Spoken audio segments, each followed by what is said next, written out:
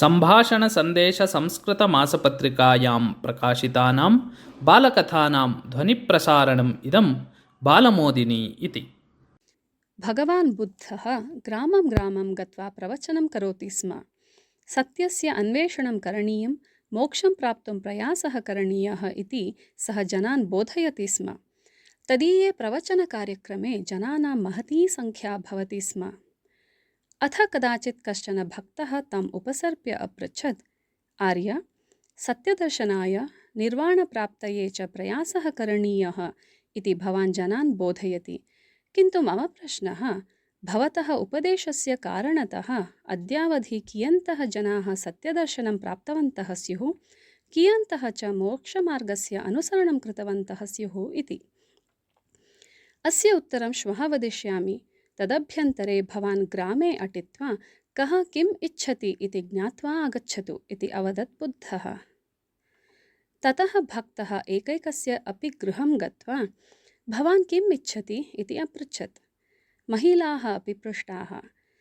जनाः तु दुःखस्य निवारणम्, अस्वास्थ्यस्य अपगमनं, पुत्रादीनाम् उद्योगं, धनप्राप्तिं, पौत्रप्राप्तिं, गृहनिर्माणे साहाय्यम् इत्यादिकम् अपेक्षितवन्तः।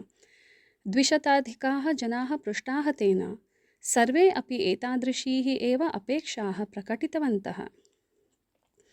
अनन्तरदिने भक्तः यदा बुद्धं द्रष्टुं गतः तदा बुद्धः अपृच्छत्, सत्यदर्शनेच्छवः, मोक्षप्राप्तीच्छवः च कियन्तः प्राप्ताः भवता? न कोऽपि, सर्वे भौतिकसुखं, भौतिकवस्तूनि, भौतिकप्रयोजनं च प्राप्तुम् एव इच्छन्ति इति अवदत् भक्तः। इदानीं प्राप्तं ननु भवतः प्रश्नस्य उत्तरं?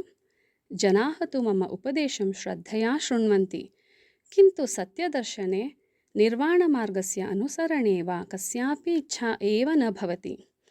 इच्छायाः अभावे परिश्रमः न भवति। परिश्रमं विना फलं कथं प्राप्येत इति अवदत् बुद्धः।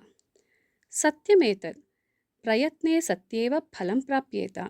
इच्छायां सत्याम् एव प्रयत्नः भवेत्। प्रबलेच्छाम् अविरतप्रयत्नञ्च विना किमपि सत्फलं न प्राप्येत इति उक्त्वा ततः निर्गतवान् भक्तः।